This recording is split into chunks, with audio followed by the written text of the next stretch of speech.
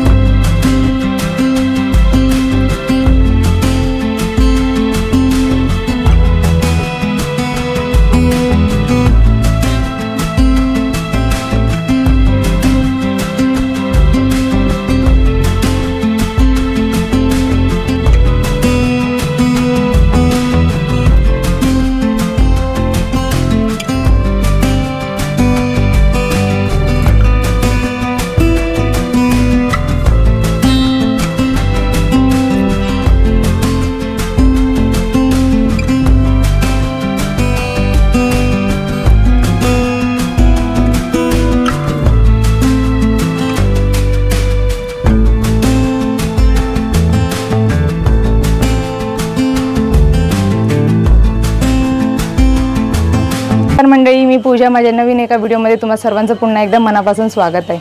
मंडळी, आज आपण आलेलो आहोत श्री क्षेत्र कानिफनाथ मंदिरामध्ये, जे की पुण्यापासून अवघं 25 किलोमीटर अंतरावर आहे। आणि जर तुम्ही येत असाल सासवड करून तर तुम्हाला फक्त 12 किलोमीटर अंतर पार करून यावं लागेल। पुण्यापासून अवघं 1 तासाचं अंतर पार केल्यानंतर तुम्ही पोहोचणार आहोत कानिफनाथ मंदिरामध्ये। तुम्ही बघू शकता मंडळी, कानिफनाथ हे नाथ संप्रदायातले असल्यामुळे ते बालब्रह्मचारी होते आणि त्यांना स्त्रियांचा निषेध होता। तर हे नवनाथांचं सुंदर असं प्रतिमा आहे, जे की कानिफनाथ गडावर आल्या आल्या लगेचच दिसते।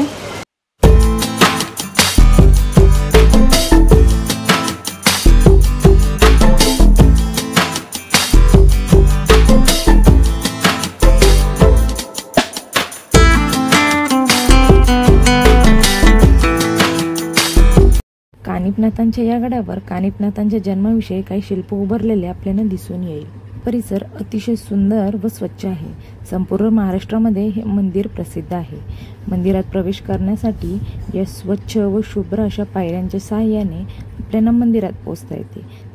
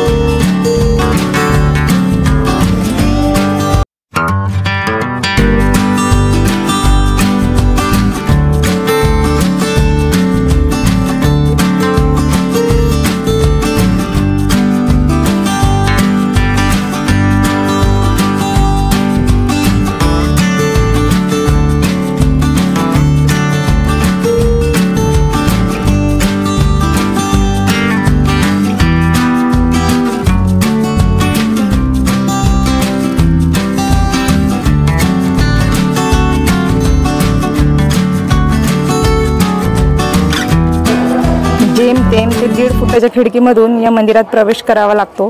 हे यात सर्वात मोठं मंदिराचं वैशिष्ट्य आहे। सुमारे 800 वर्षापूर्वीपासून हे मंदिर वसलेलं आहे। या मंदिराच्या चौकटीतून कितीही जाड माणूस असला तरी देखील तो आत जाऊ शकतो, परंतु आत जाताना पुरुषांना त्यांच्या अंगावरील शर्ट, बेल्ट पुरुषांना काढूनच जावे लागते। आतमध्ये जाताना पुरुषांना शर्ट म्हणजे सदरा काढून जावं लागतं आणि आतमध्ये गेल्यावर कानिफनाथ महाराजांची समाधी आहे। आतमध्ये 15 ते 20 जण सहज मावू शकतील एवढा मोठा गाभारा आहे। मुख्य गाभाऱ्यात स्त्रियांना प्रवेश नाही, फक्त पुरुषांनाच प्रवेश असतो। मंदिराच्या भिंतीवर सुंदर असं संदेश लिहिलेला असतात। त्यातील एक म्हणजे श्रद्धा असे ज्याच्यावरी त्यास दिसे कानिफनाथ मुरारी।